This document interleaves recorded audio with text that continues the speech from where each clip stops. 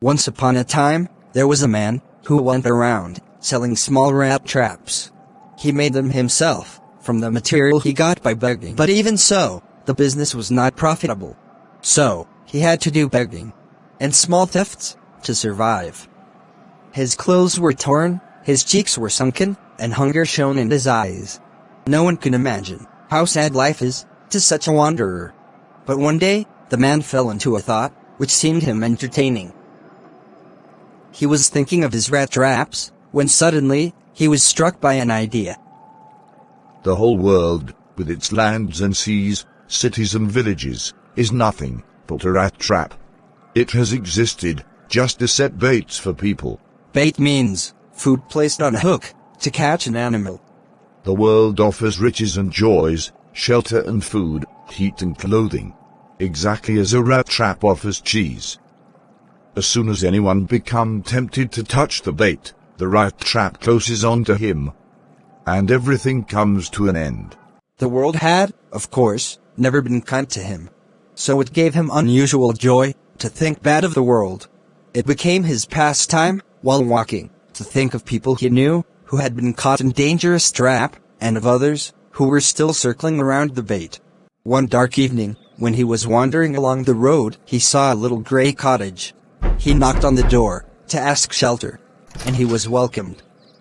An old man, with a wife or child, was happy to get someone to talk to. He put the oatmeal on the fire and gave him food.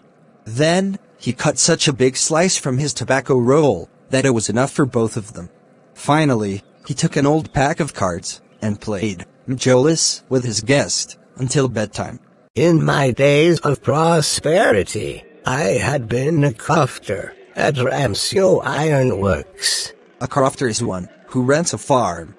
Now that I am no longer able to do day labor, it is my cow which support me. Yes, that bossy is extraordinary. She can give milk every day, and last month, I had received all of 30 kroner of my payment. The old man got up and went to the window, took down a leather pouch, which was hanging on a nail in the window frame. From the pouch, he took out 3 bills, which were of 10 kroner each.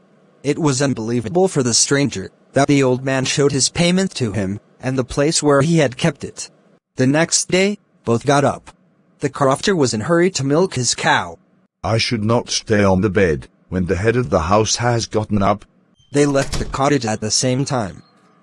The crofter locked the door and put the key in his pocket. Goodbye, and thank you. But half an hour later, the Rattrap peddler returned and stood against the door. Rattrap peddler means Rattrap seller. He didn't try to get in. He only went to the window, smashed its pane, took out the pouch with 30 kroner. He took the money and placed it into his own pocket. Then, he hung the leather pouch back in its place and went away. To avoid being noticed, I must not go through the road. I will go into the woods. When he went into the forest, during the first hours, it was easy. Later in the day, it became worse, as it was a big and confusing forest. He tried to walk in only one direction, but the paths twisted back and forth, strangely. He walked and walked, without coming to the end of the wood, and realized, oh, I had only been walking around, in the same part of the forest. He recalled his thoughts about the world and the rat trap. Now my own turn has come. I had let myself fooled by a bait, and now I'm caught. The whole forest closed in upon him, like an impenetrable prison, from which he could never escape. It was late in December. Darkness was already descending over the forest. This increased the danger, and also his gloom and despair. Gloom means sadness. Despair means hopelessness. Finally, he saw no way out, and sank down on the ground, tired to death, thinking that his last moment has come. But just as he laid his head on the ground, he heard a sound, a regular thumping. Those are the hammer strokes from an iron mill. There must be some people nearby. He used all his strength and staggered in the direction of the sound. The Ramsio Ironworks were a large plant with smelter, rolling mill, and forge. Forge means a blacksmith's workshop. During one evening, just before Christmas, the master blacksmith and his helper sat in the dark forge near the furnace, waiting for the pig iron, which was put on in fire, to be ready to put an anvil. Pig iron means raw iron. Anvil means an iron block. Every now and then, one of them got up to stir the pig iron, returning in a few minutes. He wore only a long shirt and a pair of wooden shoes. All the time, there were many sounds in the forge. It was probably because of that sound that the master blacksmith did not notice that the Rattrap peddler had opened the gate and entered the forge. He was noticed only when he stood close to the furnace. It was a usual thing that poor vagabonds, without any shelter, get attracted to the forge to get warmth of the fire. Vagabond means wanderer. Can I stay here for a night? In those days, the Ramsio iron mill was owned by a very famous iron master who liked to ship out good iron to the market. He came into the forge on one of his nightly rounds of inspection. He looked at the peddler. He walked close to him and looked him very carefully. But of course it is you, Milsaloff. How do you look? I have never seen this man before, and don't even know his name. But if he has mistaken me as his old acquaintance... Acquaintance means known person. Then perhaps he might give me a couple of kroner. Yes. God knows things have gone downhill with me. You should not have resigned from the regiment. That was the mistake. If I had been in the service at that time, it would not have happened. Well, now of course, you will come home with me. The Iron Master thought he was Captain Nils Olaf von Stahel, as he could not see his face clearly because of darkness and his beard. The peddler didn't want to go. If he goes, and the Iron Master comes to know that he was not his acquaintance, it would be like going into a lion's den. No, I couldn't think of it. I think he is ashamed because of his miserable clothing. Please don't think that I have such a fine home that you cannot show yourself there. Elizabeth is dead, as you may already have heard. My boys are in foreign. There is no one at home except my oldest daughter and myself. We were just saying that it was too bad we didn't have company for Christmas. Now come along with me and help us make the Christmas food disappear a little faster. No. Please. No. Please. No. It looks as though Captain von Stahl preferred to stay with you tonight, Stjernstrom. I'm going.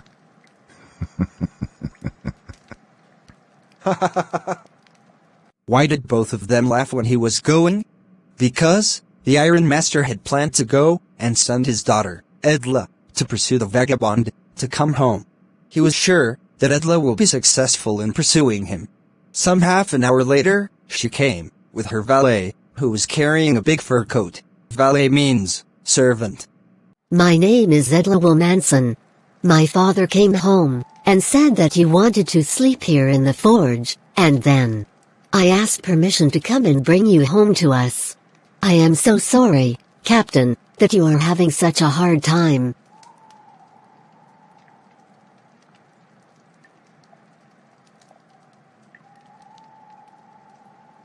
Either he has stolen something, or else he has escaped from jail. You may be sure, Captain, that you will be allowed to leave us. Only please stay with us over Christmas Eve. It would never have occurred to me that you would bother me yourself, miss. I will come. He accepted the fur coat, which the girl's valet gave him. In the carriage, he thought. Why the devil did I take that fellow's money? Now I am sitting in the tramp, and will never get out of it. The next day was Christmas Eve. When the Iron Master came into the dining room for breakfast, he thought of his old comrade. Comrade means companion. First of all, we must see that he gets a little flesh on his bones. And then, we must see that he gets something else to do than to run around the country selling rat-traps. It is strange that things have gone downhill with him, as badly as that. Last night, I didn't think there was anything about him to show that he had once been an educated man. You must have patience, my little girl. As soon as he gets clean and dressed up, you will see something different. The tramp manners will fall away from him, with his tramp clothes. Tramp means wanderer. Just as he said, the door opened, and the stranger entered. Yes, now he was truly cleaned. The valet had bathed him, cut his hair, and shaved him. He wore clothes of the Iron Master. He wore a white shirt and whole shoes. Now, the Iron Master understood that when he had seen the man, he had made a mistake. What does this mean? It's not my fault, sir. I didn't pretend to be anything but a poor trader. I pleaded and begged to be allowed to stay in the forge, but no harm has been done. I can put my rags again and go away. Well, it was not quite honest, either. You must admit that. And I should not be surprised if the sheriff would like to have something to say in this matter. Sheriff means policeman. Now, I am going to tell you, Mr. Iron Master, how things are. This whole world is nothing but a rat trap. All the good things that are offered to you are nothing but cheese rinds, set out to drag a poor fellow into trouble. And if the sheriff comes and locks me up for this, then you, Mr. Iron Master, must remember that a day may come when you yourself may want to get a big piece of pork, and then you will get caught in the trap.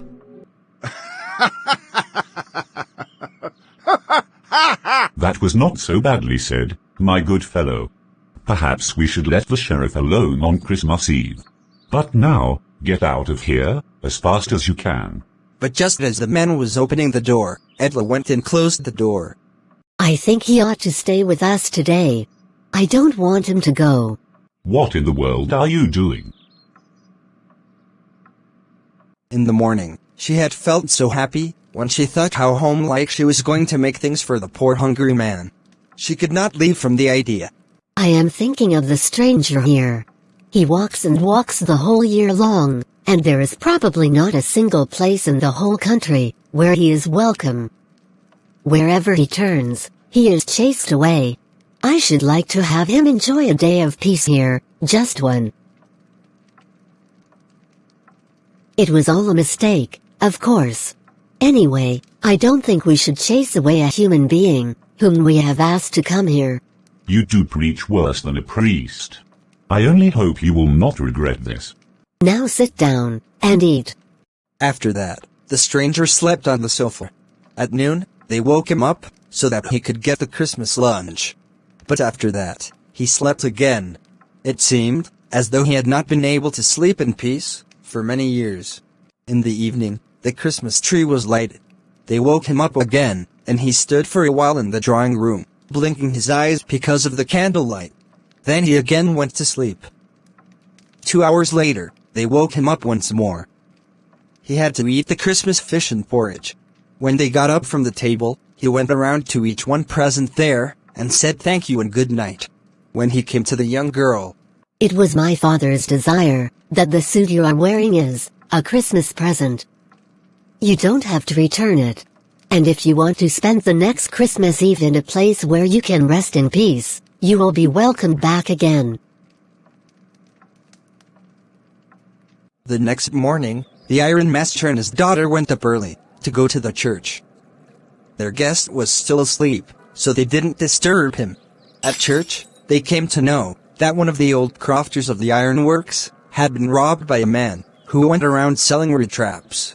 At about 10 o'clock, when they drove back to home, Edla's face was more disappointed than usual.